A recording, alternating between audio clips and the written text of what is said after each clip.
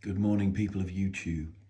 In this little video, I wanted to dive into the tiny world of Warlord Epic miniatures. I've painted up a couple of units of British here,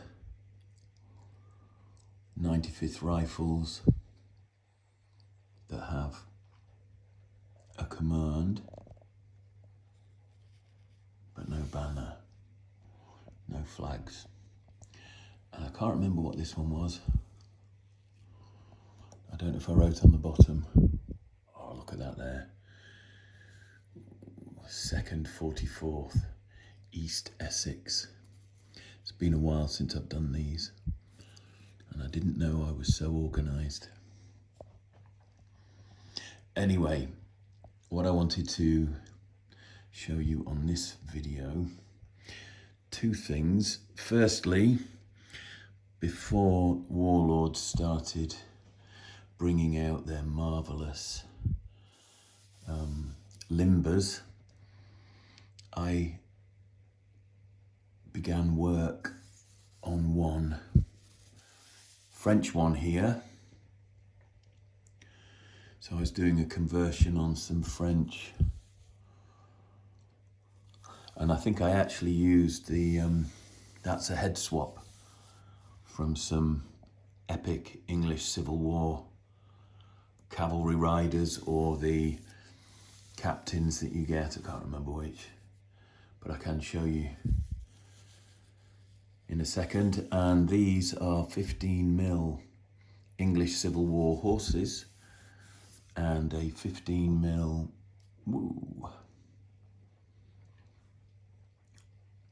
limber from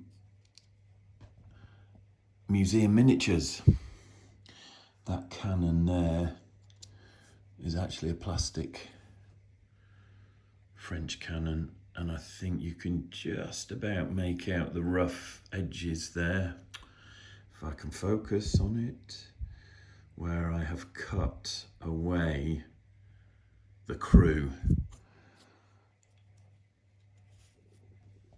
that actually come attached to the wheels. So that was my French artillery limber. I may purchase Warlord Games artillery limbers just to see what they're like, but I want to show you this one here as well. This is one I was doing for English Civil War Epic Battles. Again, same thing. So these are the figures without the head swaps. I don't know if I can bring the French one back in. So I don't know if you can see there, it's musket that's being held. I've done a head swap on those and tried not to bring too much attention to the musket. So taking some English Civil War, I converted those to the French, but this is my English Civil War Epic Battles limber, and the horses without riders are Museum Miniatures. So work in progress, but what I wanted to show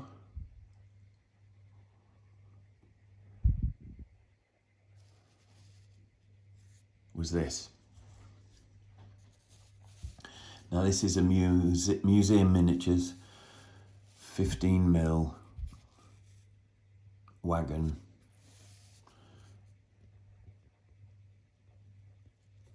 And that's a white metal model, but on the base here you can see a skirmisher, British light infantry skirmish miniature. And what I've done is very painstakingly drilled a tiny recess in the base and added a magnet. Oh, I can't get in focus now. There we go. So there's a magnet there, and there is actually a magnet in that part of the base there. So I have there a wagon that can form part of a baggage train. I've also got a magnetic sheet here, which is a bit dusty because I haven't had these figures out for a while, but you can see an English Civil War chap and a French Napoleonic. So let's stick with the Napoleonic theme. Let's move our British skirmisher away. Let's bring our French soldier. Again, I think that might be a skirmish. Light infantry, French light infantry that I've painted up in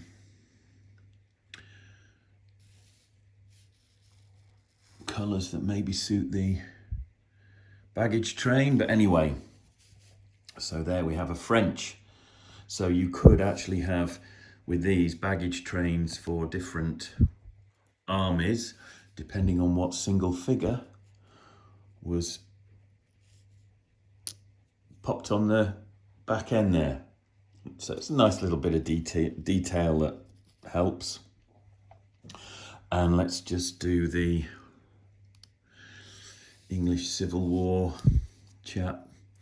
So if I bring this across again, just give it an ECW flavour there. I think that looks really good. And as I said, these are museum miniatures, these 15mm horses and wagons. And I've taken some horses there. So I've been buying wagon packs, and I think they're actually English Civil War as well. You can get the English Civil War limber, and I just swapped out the 2 horses for plastic Warlord ECW Epic Battles Cavalry. And same again there for the cannon, which needs finishing. But there we go, that's a nice. And now I just want to show you this, because obviously I've got quite a lot of these to build, but I've kept the backs of the carts separate. And if you've seen my 28mm wagon loads video, you will know that I kind of like this sort of being able to convert and create wagon loads. There we have a hay cart, because of course an army marches on its stomach, and that will include horses. So there's a hay cart there. I've actually got 2. I'm in the process of painting this one as well. So, you know, when I've got dozens of these done, I can get a proper baggage train. And then here, there we go. Right, so I don't know if that's the right way round, but you can have it without, you can have it with. That actually looks better, I think, than the other way. Whoops. I've kept these separate as well. I think that's the back, although it doesn't really matter. But these, again, as I said, these are all museum miniatures. These 15mm carts and wagons from museum miniatures. So these are a really good size for the Epic. Let's just bring some of these over for the Epic, Warlord Epic plastics. They work really well. And if I can explain what I'm holding here as well, this is a flank company. I think you see the red. Where are they? Or was it those there? I think I did, that's it, that was it. I did the flank company here, so beg your pardon, those are regular troops there, but I'll explain why I got confused in a minute. These are the grenadiers, which have the white plumes, cockades, and they are always on the, I think it's the right flank of the battalion. So that's why, but here we've got the light company.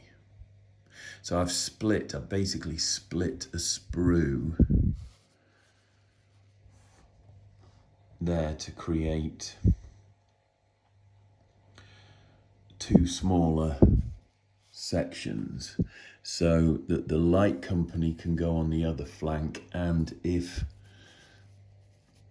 I do have some rules where when the light company is in skirmish order, you throw some figures down the front of the unit and you would actually take that away. So you'd have your battalion there and a screen of skirmish figures in front. So that's why I ended up doing that. But the other reason why, and I've done it to these as well, although these are ranked up, and I don't mind this because there were times when light infantry fought in line during the Napoleonics. They weren't always skirmishing, and I think there was a lot of noise about Warlord doing riflemen in ranked up like this, but I think they're great, and also they offer heaps of possibilities for skirmishing, for conversion, because there were a lot of other troops, German states, the Hanoverians, there were all sorts where just painting the figures differently will give you the uniforms that you need for these. So anyway, I quite like these, but the reason I cut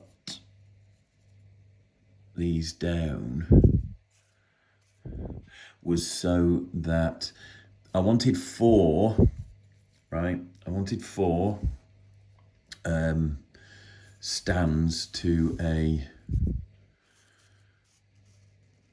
battalion, and because I wanted them to be able to form square like that and have enough room in the middle to get a commander. But I wanted to be able to have the flank companies on the flanks and create columns, and in a situation where so I've gone for 4 bases as a standard size, but if I've got a small unit with only 3 bases in, they can still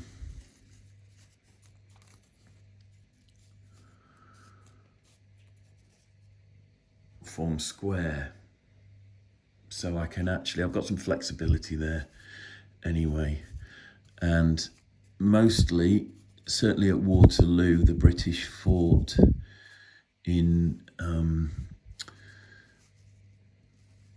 2 lines. Each battalion was arranged in 2 lines, 2 deep. So a lot of the time they actually fought like that from the research that I've done. So they didn't always fight in a long, thin line like that. They were often arrayed like that. And Wellington did lots of creative things like have his men lie down and stuff like that, so they weren't sitting ducks. But anyway, this is some of my epic stuff, and as I said, I really just wanted to, in this video, show off that wagon there. So I've got dozens of these to paint up. But that was my little dive into the tiny world of Warlord Epic and Museum Miniatures 15mm. I just want to bring these across as well. These are Perry, well, that's a Perry Napoleonics. And Napoleonics were really the first, it was the first era that I got into when I started wargaming as a child, 10 years of age, reading books on Wellington and Napoleon. But that's a Perry miniature plastic that I've put together. I was thinking of doing, was it Silver Bayonets skirmish game at one point, and this, that's a figure I sculpted, Wagon Master General. So it's the only Napoleonic figure I've done, but that Battleforge figure now is in the care of Ainsty Castings. But you can just see the difference there in scale between Warlord Epic. I love them. I do love them. They look really good, ranked up like that. But not quite 15 mil, technically 13.5 or something, versus 25/28 mil Napoleonics. And I will do a video on some of the bigger stuff. These are Perry's as well. Painted those a while ago. I'll probably end up rebasing them. And there was one I did just for scale reference on his own, and he definitely needs to come off that base. Back in the early 2000s, there was a big craze for display bases like that. Can't be doing with them now, too big. And I think that there was a dragoon that I converted into not a mounted grenadier, but I think I actually converted him into a gendarmerie or something. But again, these are Perry's.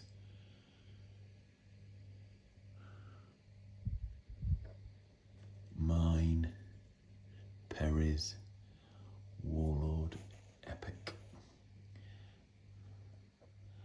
and museum miniatures.